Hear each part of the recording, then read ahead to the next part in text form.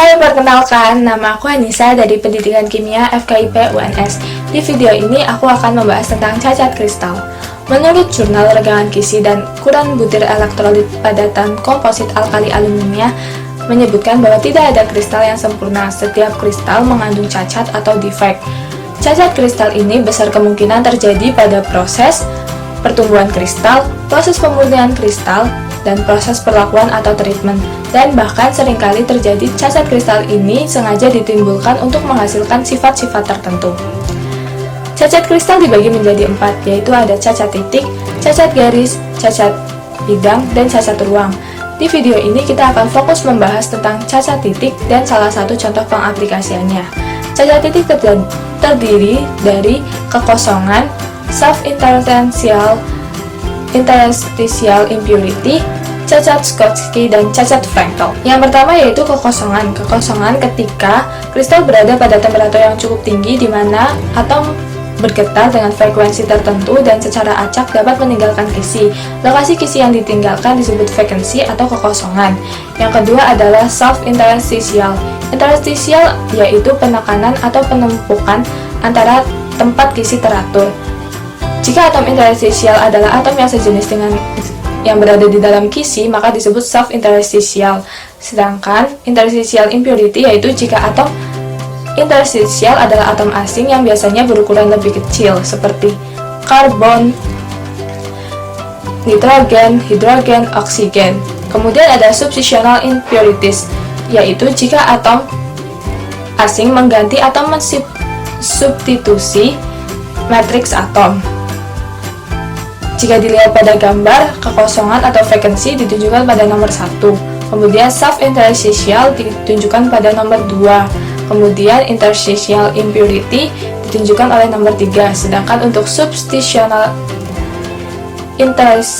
impurities ditunjukkan oleh nomor 4 dan 5.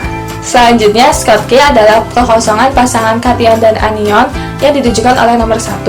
Dan cacat Frankel adalah kekosongan pasangan kation dan anion interstitial, yaitu di mana ukuran anion lebih besar daripada ukuran kation, ditunjukkan pada nomor 2. Lalu, apa contoh cacat kristal dalam kehidupan sehari-hari? Salah satu pengaplikasian cacat kristal dalam kehidupan sehari-hari adalah proses pengglasiran pada keramik. Keramik merupakan suatu materi atau zat yang dibuat dari senyawa-senyawa non-metal anorganik dengan cara pemanasan dan pendinginan. Material keramik terbentuk secara kristalin atau setidaknya sebagian berbentuk kristalin. Proses pembuatan keramik terdiri dari 5 proses. Yang pertama, proses pemilihan bahan baku dan pencampuran.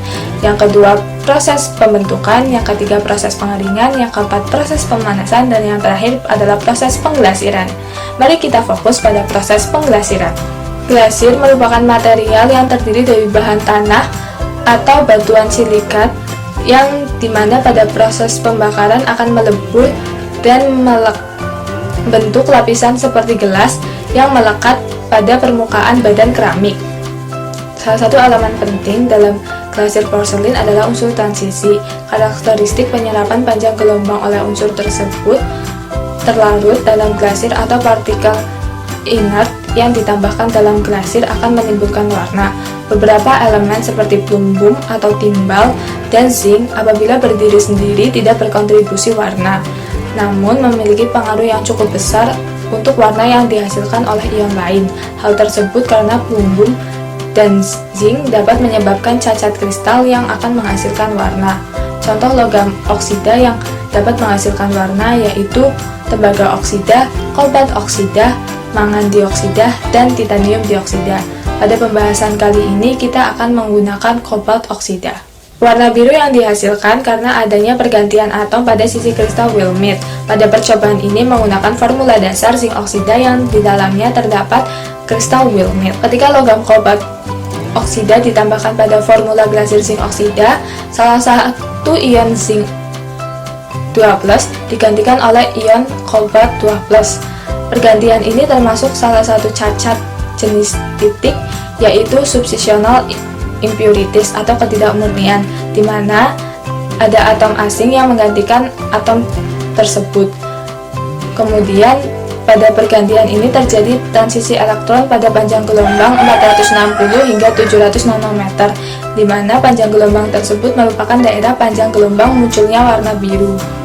Reaksi yang terjadi yaitu ion kobalt 12 direaksikan dengan Wilmette dan menghasilkan blue ceramic pigment atau warna biru. Pada gambar A, penambahan kobalt oksida sebanyak 2 gram, intensitas warna biru yang dihasilkan sangat sedikit, sehingga warna biru yang dihasilkan hampir tidak tampak. Sedangkan pada gambar B, penambahan kobalt oksida 1 gram menyebabkan intensitas warna biru yang dihasilkan relatif tinggi, sehingga warna biru yang dihasilkan lebih terlihat jelas. Jadi dapat disimpulkan bahwa tidak ada kristal yang sempurna. Setiap kristal memiliki cacat kristal. Cacat kristal dibagi menjadi 4, yaitu ada cacat titik, cacat garis, cacat bidang, dan cacat ruang. Salah satu pemanfaatan cacat kristal adalah pada proses pengglasiran, di mana terdapat cacat titik jenis substitutional impurity, yaitu cacat tersebut diakibatkan adanya pergantian ion zinc 2+ pada kristal Wilmette oleh ion kobalt 2+, sehingga menimbulkan warna biru pada proses pengglasiran. Nah, sekian video dari aku, semoga bermanfaat. Jangan lupa untuk like, comment, and subscribe. Bye!